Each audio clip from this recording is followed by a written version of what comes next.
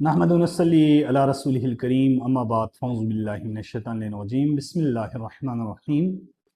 मैं हूं आपका मेज़बान सर अशरफ अली। आप देख रहे हैं एजुकेशन प्लस विजन। आज एक नई वीडियो के साथ आपकी खिदमत में हाजिर हैं। आज की इस वीडियो के अंदर हम पाकिस्तान एयरफोर्स के बारे में डिस्कस करेंगे। पाकिस्तान एयरफोर्स के अंदर कमीशन के हवाले से हमारी डिस्कशन होगी और इस वीडियो के अंदर हम कोशिश करेंगे बहुत सारी इंफॉर्मेशंस एयरफोर्स से रिलेटेड, एयरफोर्स में कमीशन कैसे हासिल की जा सकती हैं और आप कैसे एक पायलट बन सकते हैं, और जितनी भी इंफॉर्मेशन है हम कोशिश करेंगे इंतहाई आसान और सादा अल्फाज में आप तक पहुंचाएं। और लास्ट में कुछ ऐसे टिप्स भी इंशाल्लाह आपको देंगे, कुछ ऐसे जो है ना आपको रूल्स बताएंगे। अगर इनके ऊपर आपने फॉलो किया और इन टिप्स को आपने यूज़ किया तो इंशाल्लाह आपका एयरफोर्स का टेस्ट इंशाल्लाह आपका क्लियर हो जाएगा। लास्ट वीलॉग में हमने पाकिस्तान आर्मी कमीशन के हवाले से डिस्कस किया था। आज हम एयरफोर्स के हवाले से डिस्कस करेंगे। अगली जो हमारी वीडियो होगी पाकिस्तान नेवी के हवाले से होगी। तो एक जो स्टूडेंट होता है, स्पेशली यहाँ पे भी दो कोर्सेस होते हैं, एक लॉन्ग और एक शॉर्ट होता है कमीशन। एयरफोर्स के अंदर भी बिल्कुल सेम पैटर्न है आपकी आर्मी की तरह। और इसकी एलिजिबिलिटी क्राइटेरिया ये है, तमाम वो बच्चे जिन्होंने अभी फर्स्ट ईयर के पेपर दिए, फर्स्ट ईयर के पेपर के बाद रिजल्ट के बाद वो बच्चे एलिजिबल हो जाते हैं, पाकिस्तान एयरफोर्स में अप्लाई कर सकते हैं, पाकिस्तान आर्मी के अंदर एज ए कमीशन के लिए अप्लाई कर सकते हैं और पाकिस्तान नेवी के अंदर अप्लाई कर सकते हैं।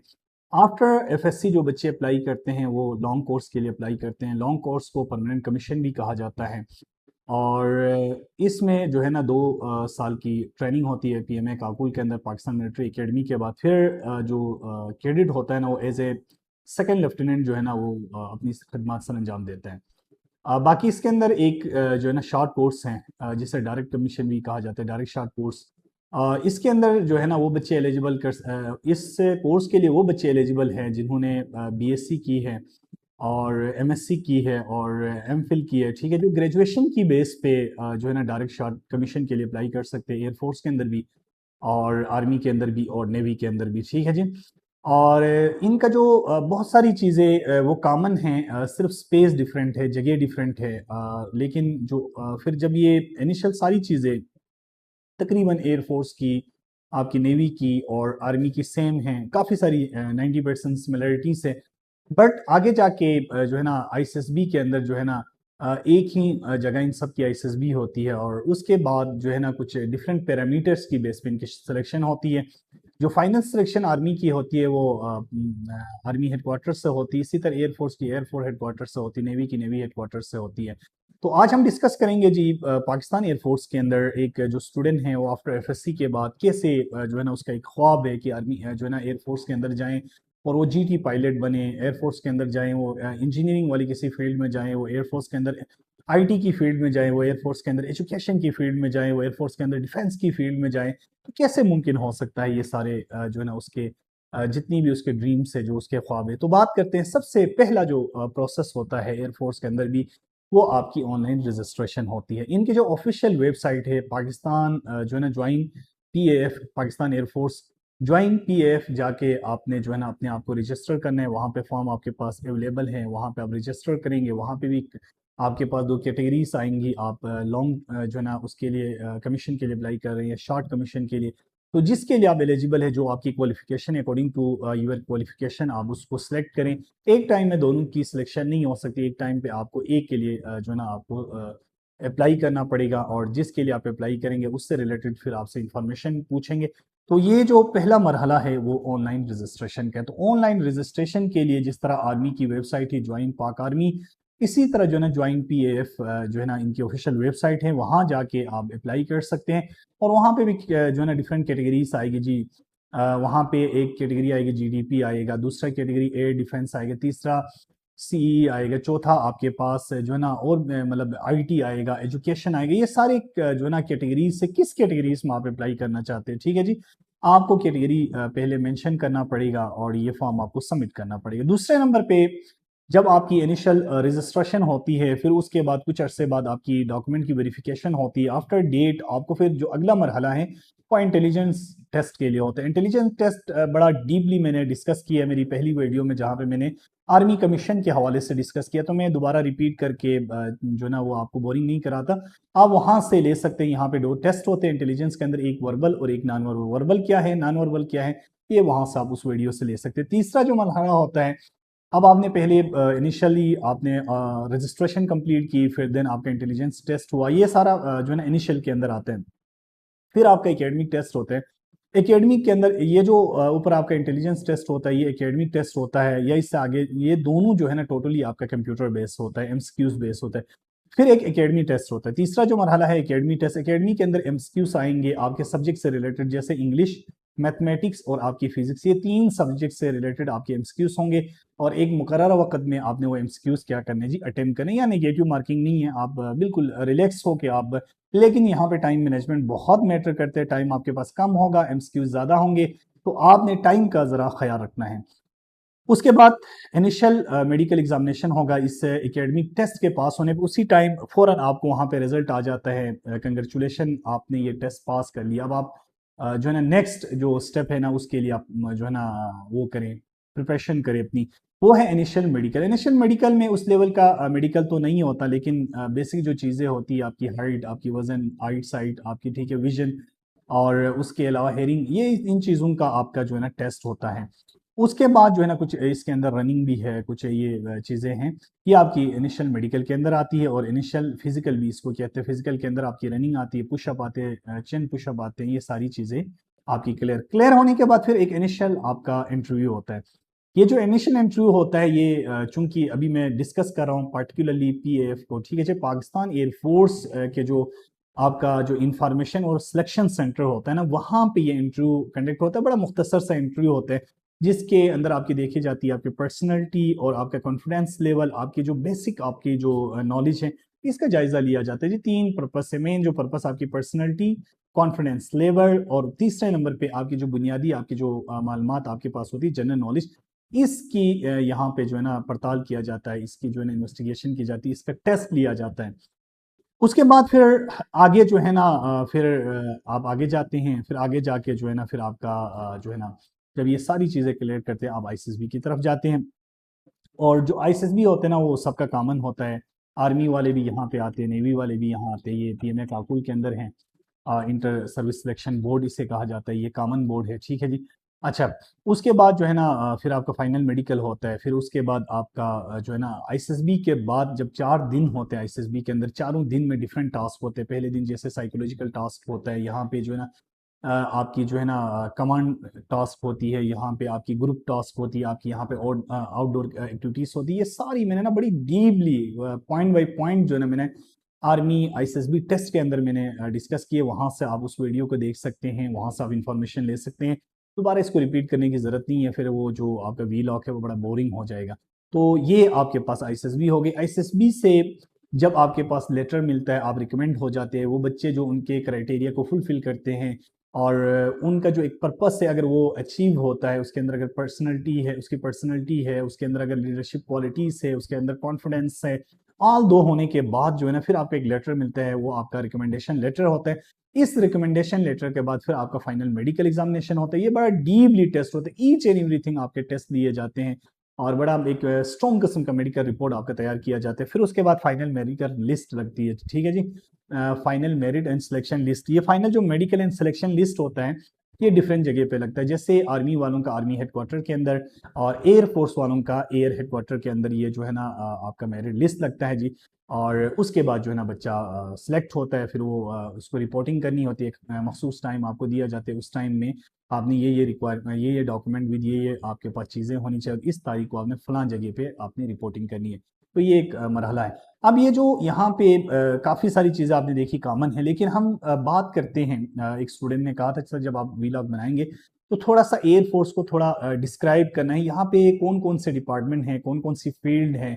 जब हम ऑनलाइन रजिस्टर करेंगे अपने आप को, तब हम वहाँ पे उनकी सिलेक्शन कर सकते हैं। सबसे पहले बच्चों, सबसे पहला जो सबसे ज़्यादा एक स्टूडेंट की जो ड्रीम होता है, वो आपके पास जीडीपी होता है जी, जनरल ड्यूटी पायलट, ठीक है जी। ये जो जनरल ड्यूटी पायलट कौन होते हैं, ये वो ऑफिसर होते हैं जिनको ट्रेन किया जाता है कि वो जहाज की उड़ान भरते हैं, ठीक है जी। और ये इनको जो है ना इनका जो है ना इनका काम क्या होता है, ये जो है ना हमारी सरहदों की हिफाजत करना है, हमारा जो डिफेंस है ना उसकी हिफाजत करते हैं, ठीक है जी। और ये जो है ना इस जीडीपी के अंदर जो है ना इनकी जो सिलेक्शन किस चीज़ के ऊपर बेस होती है, जो जीडीपी का सबसे ज़्यादा मेरिट होता है, सबसे ज़्यादा बच्चा इसके लिए अप्लाई करता है और इसके अंदर चूंकि आपकी इंटेलिजेंसी का टेस्ट आपका मैटर करता है, उसके अलावा आपकी एकेडमिक टेस्ट, आपका इंटेलिजेंसी टेस्ट, एकेडमिक टेस्ट, उसके अलावा आपका मेडिकल, उसके बाद पायलट एप्टीट्यूड टेस्ट। ये पायलट एप्टीट्यूड टेस्ट बाकियों में नहीं होता, सिर्फ पार्टिकुलरली इसके अंदर जो है जब आप जीडी पायलट के लिए अप्लाई करेंगे तो आपका एक टेस्ट होता है जिसे पायलट एप्टीट्यूड टेस्ट कहा जाता है। ये सिर्फ इसके लिए होता है। ये क्या होता है आगे जाके हम बात करेंगे। फिर उसके बाद फिर वही जो है ना सेम क्राइटेरिया आपकी आईसीएसबी होती है, फिर उसके बाद आपका फाइनल मेरिट लिस्ट लगता है। ठीक है जी। अच्छा, उसके अलावा जीडी एक तो हो गया, हमने कहा जनरल ड्यूटी पायलट, एक ये डिपार्टमेंट है, इसके लिए आप अप्लाई कर सकते हैं। जब आप अप्लाई करेंगे वहाँ ये क्राइटेरिया आते हैं, इसमें आपने सेलेक्ट करना है। दूसरे नंबर पे एरोनॉटिकल इंजीनियरिंग। एरोनॉटिकल इंजीनियरिंग जो है ना एक ऐसी फील्ड है, जब आप इसके अंदर जाते हैं, जब आप ये कंप्लीट करते हैं तो इनका काम क्या है, ये वो ऑफिसर्स होते हैं जो मेंटेन करते हैं एयरक्राफ्ट को। ठीक है जी। और एविएशन सिस्टम को मेंटेन करते हैं। दूसरे नंबर पे ये उसकी चेक करते हैं उसकी सेफ और जो है ना ऑपरेशनल मैटर्स को। ठीक है जी। मींस कि दूसरे अल्फाज में एरोनॉटिकल इंजीनियर का काम क्या है, ऐसे ऑफिसर्स होते हैं जो तैयारों और उनके जदीद जो सिस्टम होता है उसकी मुरम्मत करते हैं, देखभाल करते हैं। ठीक है जी। और टेक्निकली निगरानी करते हैं। अगर कहीं पे टेक्निकल फॉल्ट आता है तो उसको ठीक कौन करता है, एरोनॉटिकल इंजीनियरिंग। ये एक उसका डिपार्टमेंट है, इसमें आप अप्लाई कर सकते हैं। उसके बाद एयर डिफेंस है। एयर डिफेंस वालों का काम क्या है जी, ये मॉनिटरिंग करते हैं आपके एयर स्पेस की। ठीक है, आपकी फजाई हदूद। और ये जो रेडार होता है, ये जो मिसाइल सिस्टम होता है, ये जो डिफेंस सिस्टम होता है, इनको जो है ना ऑपरेट करना इनका काम होता है। दूसरे अल्फाज में एयर डिफेंस ऑफिसर जो रेडार होते हैं, जो फ़ज़ाई दिफाई निज़ाम होते हैं, उसको चलाते हैं। ठीक है जी। फ़ज़ाई दिफाई निज़ाम को चलाते हैं, रेडार्स को चलाते हैं, मिसाइल्स को चलाते हैं। और पाकिस्तान की जो फ़ज़ाई हदूद होती है ना उसकी ये क्या करते हैं, निगरानी करते हैं। तो ये तीसरा डिपार्टमेंट है एयर फोर्स के अंदर जिसमें आप अप्लाई कर सकते हैं। उसके बाद और भी बहुत सारे हैं जी। उसके बाद आगे बढ़ते हैं। अब ये तो तीन आपके पास मैंने डिपार्टमेंट बताए। चौथा जो डिपार्टमेंट होता है वो एडमिनिस्ट्रेशन एंड स्पेशल ड्यूटीज, इसको ANSD भी कहा जाता है। ठीक है जी। Administration and special duties. इन ऑफिसर्स का काम क्या होता है, इन ऑफिसर्स का काम एडमिनिस्ट्रेशन को मैनेज करना, पर्सनल्स को मैनेज करना, प्लानिंग करना और ऑपरेशनल जितना भी सपोर्ट होता है PF के लिए, पाकिस्तान एयरफोर्स के लिए, ये इनका काम है। एडमिनिस्ट्रेशन, पर्सनल्स, HR को और उसकी प्लानिंग और उसके ऑपरेशनल जितना भी सपोर्ट चाहिए होता है एयरफोर्स को, PF को, वो ये प्रोवाइड करते हैं। ठीक है जी। ये ऑफिसर अगर उर्दू में बात करें तो इंतज़ामी उमूर और साथ में जो है ना ह्यूमन सर्विसेज आपकी जो होती है, और उसके अलावा मनसूबबंदी जो होती है और ऑपरेशनल जो सपोर्ट होता है की जिम्मेदारियां अंजाम देते हैं। उसके बाद लॉजिस्टिक ब्रांच। लॉजिस्टिक ब्रांच क्या है जी, इनका काम इंश्योर करना है चीज़ों को टाइमली सप्लाई किया जाए, इक्विपमेंट की जो सप्लाई हो वो टाइमली हो, जितने भी आलात होते हैं जो मेंटेनेंस में यूज़ होते हैं या जो चीज़ें आपकी सप्लाई करनी उनको जैसे उसके अंदर फ्यूल है, जिस तरह आपकी ट्रांसपोर्टेशन से ट्रांसपोर्ट है, और दूसरी जो ऑपरेशनल रिसोर्सेस हैं इनको जो है ना टाइमली पहुंचाना, इन चीज़ों की मेक श्योर करना। ठीक है, अवेलेबिलिटी को मेक श्योर करना, ये किसका काम होता है, लॉजिस्टिक ब्रांच का काम होता है। ठीक है जी। ईंधन हो गया, ट्रांसपोर्ट हो गया, और जो दीगर ज़रूरी सामान होता है ना, तो उनको बर वक्त फराहम करना, टाइमली पहुंचाना, टाइमली अवेलेबल करना, ये किसका काम है, इन ऑफिसर का। और इस डिपार्टमेंट का काम क्या है, लॉजिस्टिक। इसमें भी आप अप्लाई कर सकते हैं। उसके बाद एजुकेशनल ब्रांच भी है जी, एक डिपार्टमेंट एजुकेशन का भी है एयरफोर्स के अंदर। इस एजुकेशन के अंदर क्या होता है, ये ऑफिसर जो है ना टीच करते हैं, पढ़ाते हैं और ट्रेनिंग देते हैं PF पर्सोनल, जो PF के अंदर जो आपके पास क्रेडिट आते हैं, PF के जो स्टूडेंट्स होते हैं उनको पढ़ाना और उनको ट्रेन करना, उनकी एकेडमिक और उनकी प्रोफेशनल सब्जेक्ट, जो एकेडमी से रिलेटेड है, और जो उनके प्रोफेशनल जो सब्जेक्ट है उनको पढ़ाना, उनकी ट्रेनिंग देना, किसका काम होता है, एजुकेशन का। तो आप एजुकेशन ब्रांच में भी अप्लाई कर सकते हैं। तो ये इसका छठा जो ब्रांच है वो आपका एजुकेशनल है। ठीक है जी। उसके अलावा इधर IT का भी एक अलग से ब्रांच है। IT ब्रांच का काम क्या होता है, इनका काम होता है मैनेज करना कंप्यूटर नेटवर्क को, कंप्यूटर जो नेटवर्क्स होते हैं उनको मैनेज करना। उसके अलावा साइबर सिक्योरिटी, अगर कोई सिक्योरिटी थ्रेड है तो उनको जो है ना मेंटेन करना, उसकी प्रोटेक्शन करना। उसके अलावा इंफॉर्मेशन जो सिस्टम होता है PF का, उसे जो है ना मैनेज करना। कुछ चीज़ों को ये मैनेज करते हैं, जिनमें मैंने कहा कंप्यूटर नेटवर्क को मैनेज करते हैं, साइबर सिक्योरिटी को मैनेज करते हैं, और उसके अलावा जो इंफॉर्मेशन सिस्टम होता है उसको मैनेज करते हैं। ये किसका काम है, IT ब्रांच का। ये आपके पास 7 फील्ड हो गई। उसके बाद 8वां जो फील्ड है अकाउंट। आप एयरफोर्स के अंदर अकाउंट डिपार्टमेंट के अंदर भी अप्लाई कर सकते हैं। अकाउंट का बाकायदा एक डिपार्टमेंट है, और इसका काम क्या है, आपकी मैनेज करना बजट्स को, जितना बजट है जितना रेवेन्यू है उसको मैनेज करना। दूसरे नंबर पे जितने भी फाइनेंशियल आपके मैटर्स है या ऑडिट से रिलेटेड जितने भी मैटर हैं पाकिस्तान के अंदर जितनी भी एयरफोर्स के डिपार्टमेंट हैं उनकी ये ऑडिट भी करते हैं। ठीक है जी, तो ये अकाउंट का जो डिपार्टमेंट है ये 8, देखिए माशाल्लाह से 8 डिपार्टमेंट है एयरफोर्स के अंदर। उसके बाद 9वां डिपार्टमेंट है जी यहाँ पे लीगल लीगल ब्रांच। ठीक है जी, और लीगल ऑफिसर्स का काम क्या होता है, लीगल एडवाइस देना। ठीक है जी, और जो और डील करते हैं मिलिट्री लॉस को और डिसिप्लिनरी जो मैटर्स होते हैं। ठीक है जी, जो कवानीन होते हैं एयरफोर्स के उनकी हिफाजत करना, उनको लागू करना, उन्हें समझाना, उसकी जो इम्प्लीमेंटेशन होता है ये आपके लीगल ब्रांच का काम होता है। तो पूरे 9 डिपार्टमेंट हैं जी। जब आप एयरफोर्स के लिए अप्लाई करेंगे तो आपके पास 9 ऑप्शन से आप इन 9 ऑप्शन में से आप अप्लाई कर सकते हैं, और इसी की बेस पे फिर आपका टेस्ट होता है। टेस्ट में फिर थोड़ा सा 19-20 का फ़र्क होता है, कहीं पे चूंकि क्राइटेरियाज डिफरेंट होना है, कहीं पे एजुकेशन का क्राइटेरिया डिफरेंट है, कहीं पे आपकी हाइट की कहीं पे ज़्यादा चाहिए, कहीं पे कम चाहिए, तो इस तरह का इन चीज़ों में थोड़ा डिफरेंस आ सकते हैं। बाकी तकरीबन काफ़ी सारा जो आपका क्राइटेरिया है ना वो तकरीबन सेम है। उसके बाद जो यहाँ पे जो कमीशन है ना जी, कमीशन का क्या मतलब है एयरफोर्स के अंदर। कमीशन का मतलब ये है कि आप एयरफोर्स को ज्वाइन करें एज ए ऑफिसर। ठीक है जी, एज ए पीएफ ऑफिसर। अगर आप पाकिस्तान एयरफोर्स ऑफिसर अगर आप जो है ना इसको ज्वाइन कर रहे हैं, ठीक है जी, और एयरफोर्स के अंदर आप कमीशन ऑफिसर आप अप्लाई करें या कमीशन ऑफिसर आप जॉब करें with the leadership and command responsibility, आप एक लीडर हैं और आपकी कुछ रिस्पॉन्सिबिलिटी हैं, तो ये एक्चुअल में आपका कमीशन है। कमीशन का मतलब क्या है, join the Pakistan air force as a commission officer with leadership and command responsibility. ठीक है जी, कमीशन का मतलब पाकिस्तान एयरफोर्स में बतौर ऑफिसर शामिल होना, बतौर ऑफिसर शामिल होते हुए आपको क़यादत और कमान की जिम्मेदारियां दी जाती है। ठीक है जी, तो ये कमीशन है। कमीशन में अब मैंने कहा था 2 किस्म की कमीशन है, एक आपके पास परमानेंट कमीशन और जिसे हम शॉर्ट भी लॉन्ग भी कहते हैं, और दूसरा आपके पास शॉर्ट कमीशन। ठीक है जी, अब ये जो परमानेंट कमीशन है इसको लॉन्ग टर्म ऑफिसर्स भी कहा जाते हैं। ठीक है जी, लॉन्ग टर्म ऑफिसर कैरियर भी कहा जाते हैं, और कैंडिडेट ज्वाइन करते हैं इसको एफएससी के बाद, मैंने कहा था ना एफएससी, एफए, आई काम, उसके बाद या 2 इयर्स डिप्लोमा के बाद जो है ना इसके लिए अप्लाई करते हैं, और वो फिर अगर यहाँ पे सिलेक्ट होते हैं तो फिर यहाँ से ट्रेनिंग हासिल करके वो ऑफिसर बन जाते हैं। दूसरा है शॉर्ट।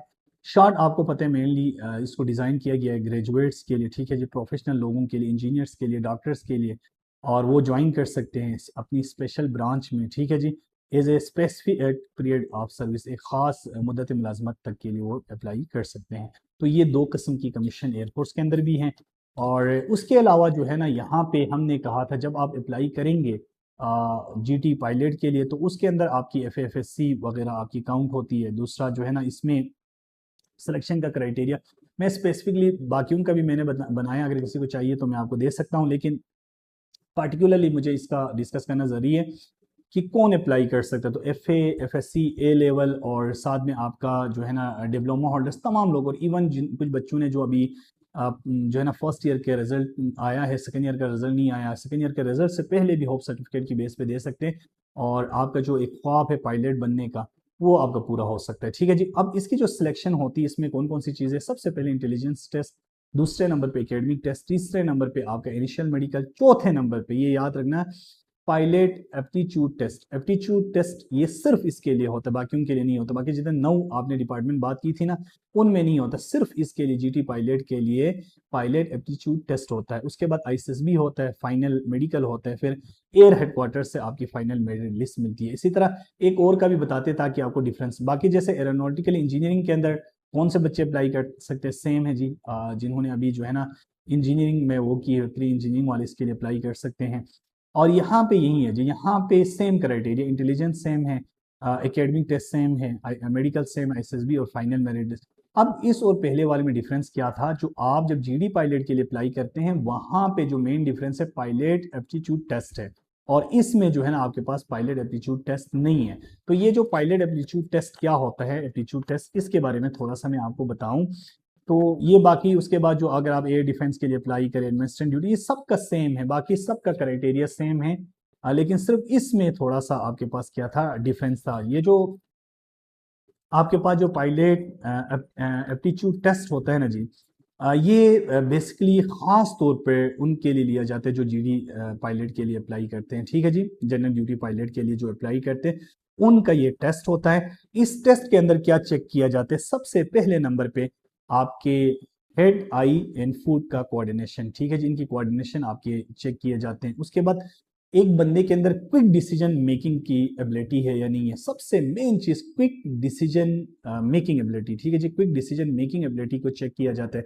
तीसरे नंबर पे स्पेशल ओरिएंटेशन होती है, आपकी जो समात है, आपकी जो तवाजुन का एहसास जो है ना, इसको देखा जाता है, ठीक है जी। चौथे नंबर पे आपकी कंसंट्रेशन को और आपकी रिएक्शन टाइम, कंसंट्रेशन कितनी जल्दी आप उसकी चीज़ों के ऊपर कितना आपका कंसंट्रेशन होता है और कितना जल्दी आप उसका रिएक्शन देते हैं, ये चीज़ यहाँ पे चेक की जाती है।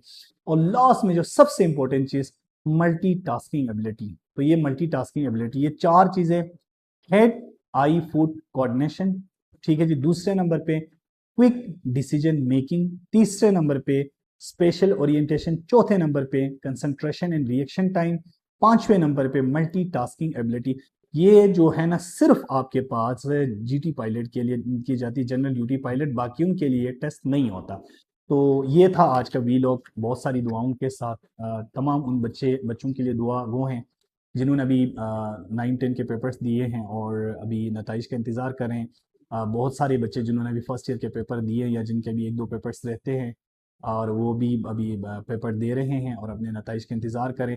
स्पेशली उन बच्चों के लिए दुआ है जो अभी डिफरेंट यूनिवर्सिटीज़ में अभी जो है ना पार्टिसिपेट करें एमिकेट के अंदर, और उसके अलावा जो है ना नम्स जो है ना टेस्ट दे रहे हैं, उसके अलावा ई केट का टेस्ट दे रहे हैं, और उसके अलावा नस्ट का टेस्ट दे रहे हैं, फास्ट का, GIK का, ठीक है जी, पियास यूनिवर्सिटी का टेस्ट दे रहे हैं। अल्लाह पाक सबको कामयाबी से हम किनार करें। और लास्ट में बहुत सारी दुआओं के साथ आपसे इजाज़त लेंगे। इंशाल्लाह मिलेंगे अगले वीलॉग में, और अगला वीलॉग इंतहाई अहम है, और तब तक आपने अपनी दुआओं में याद रखना है। बहुत बहुत शुक्रिया। अस्सलाम वालेकुम वरहमतुल्लाहि वबरकातुहू।